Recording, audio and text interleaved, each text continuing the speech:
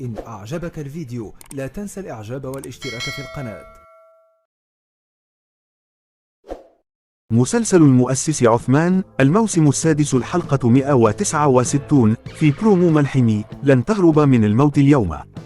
الحلقة 169 من مسلسل المؤسس عثمان تعرض ضمن الموسم السادس، حيث تركز الأحداث على التحديات الكبيرة التي يواجهها عثمان كقائد أثناء محاولته توحيد القبائل وتوسيع نفوذ الدولة العثمانية.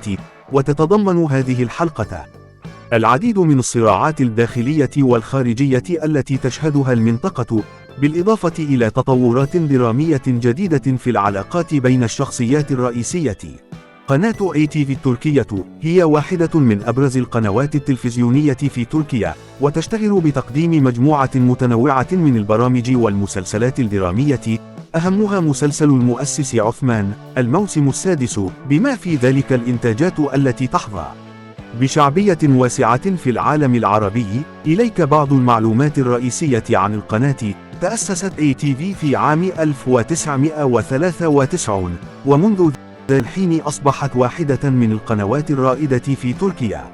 وتقدم القناة مجموعة متنوعة من المحتوى، بما في ذلك الدراما، الكوميديا، البرامج الترفيهية، الأخبار، والبرامج الواقعية.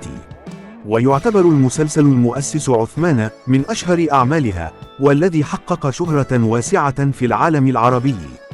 وتبث القناة على مدار الساعة، ويمكن مشاهدتها عبر الأقمار الصناعية المختلفة، ممن يسهل الوصول إليها في العديد من الدول، بما في ذلك الدول العربية.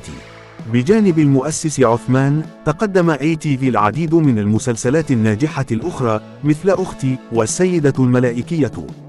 وفي الحلقة 168 من مسلسل المؤسس عثمان، شهدت الأحداث تطورات مثيرة، حيث تمرد الأهالي الروم في مدينة سوغوت، ممن أدى إلى إحراق المدينة. وجاء هذا بعد أن جهز القائد لوكاس الجيش البيزنطي للحرب ضد عثمان بمساعدة قراصي، ممن زاد من حدة التوترات في المنطقة.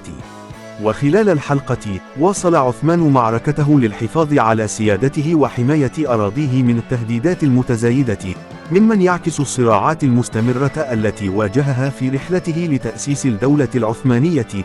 ويشارك في البطولة العديد من النجوم الأتراك، ممن يضيف قوة إلى القصة وتطورات شخصياتها.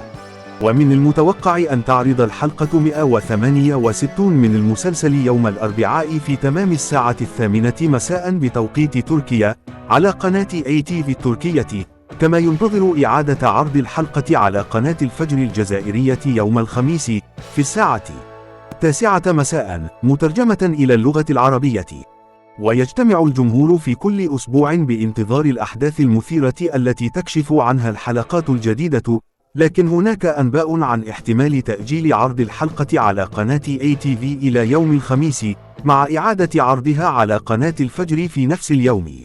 ويتميز مسلسل قيامة عثمان بجودة الإنتاج وإتمامه بالتفاصيل التاريخية، ممن يجعله يحظى بشعبية كبيرة. ويقدم المسلسل مزيجا من الأحداث التاريخية والدرامية، حيث يتناول قصة تأسيس الدولة العثمانية من خلال شخصية المؤسس عثمان. ويتناول العمل العديد من الأحداث الجانبية التي تضفي على القصة عمقا إضافيا، ممن يجذب جمهورا واسعا من مختلف الأعمار.